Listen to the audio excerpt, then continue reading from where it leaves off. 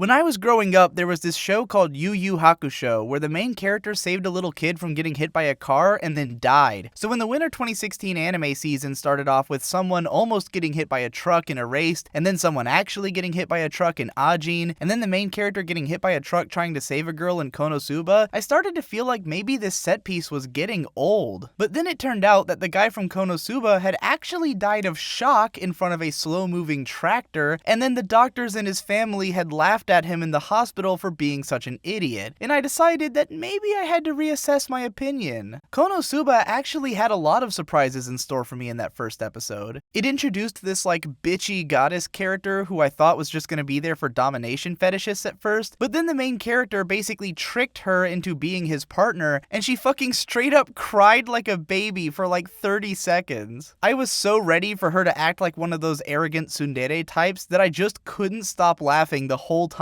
while she was crying, and then I realized that I am a truly sick and twisted individual. But the moment that really sold me on Konosuba was this nearly 2-minute montage of the main characters working as menial laborers. The joke here is that after joining an adventurers guild and thinking that their journey through this video game-like fantasy world was about to begin, the characters instead end up doing basic handyman work to repair a part of the town wall. Where the scene becomes special though is in the fact that it just keeps going. The characters get locked into this job for weeks on end. They find themselves getting good at it, making themselves comfortable, getting drunk with their work buddies, and even throwing up in an alleyway. It's one thing to have a simple little joke about how doing guild work turns out to be hilariously unglamorous, but the way that this scene takes that ball and runs so far with it goes full circle from parody into becoming something which feels strangely genuine. There's a real sensation of the passage of time here, and it feels like both of the characters actually undergo an entire arc. By the end of that scene, they've gone from basically hating one another to some level of genuine camaraderie, and it's completely believable thanks to a combination of the facial expressions, the amount of subtle detail in the backgrounds and in how the characters act, and because of the sheer amount of time which seems to pass over the course of the montage.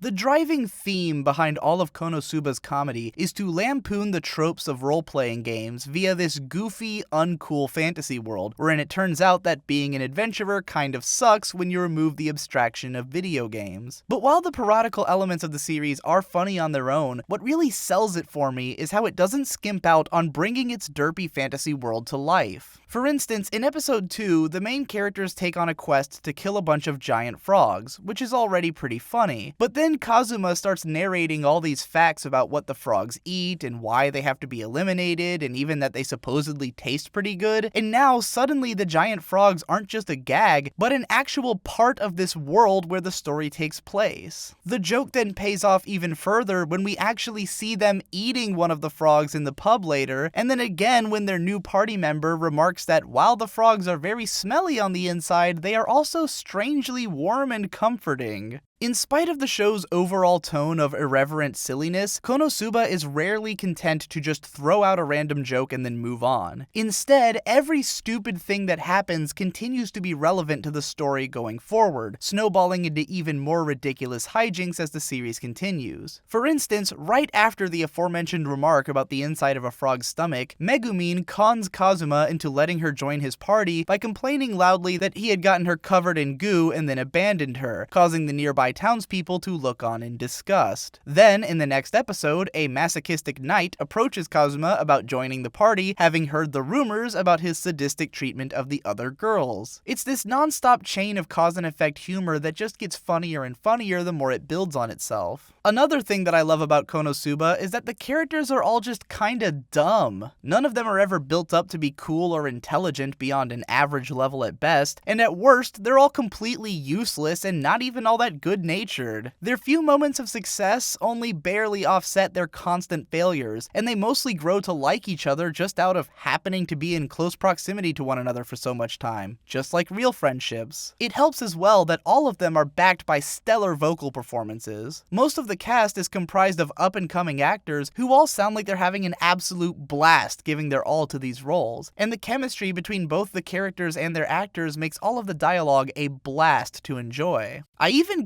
kind of love just how derpy and unclean the animation tends to be. I love that all the girls' boobs are always flapping around at random, even though they aren't really drawn to be all that cute most of the time, almost like the show is making fun of its own crudeness. I have no idea if any of that was intentional, but there's something really down to earth and funny about a show full of dumb characters who all look kind of wonky and terrible most of the time, in spite of having pretty attractive character designs. Whether it's off-model or goofy looking or whatever, there's no denying that the show oozes with character in its aesthetic, and that the team behind it seems at least to be having a lot of fun with their work. Konosuba is one of the most genuinely hilarious anime series that I've seen in the last few seasons, and probably the most fun that you can have with a currently airing show if you're still a half-decade behind on Gintama. The show is available on Crunchyroll, and if you don't have an account there, then I encourage signing up with this link that has my name on it, because if you do, then I get $5, with which I can continue to pay for my own Crunchyroll subscription. In all seriousness though, it's always nice when a show like Konosuba comes around to make me feel like whatever I pay for that subscription is totally justified.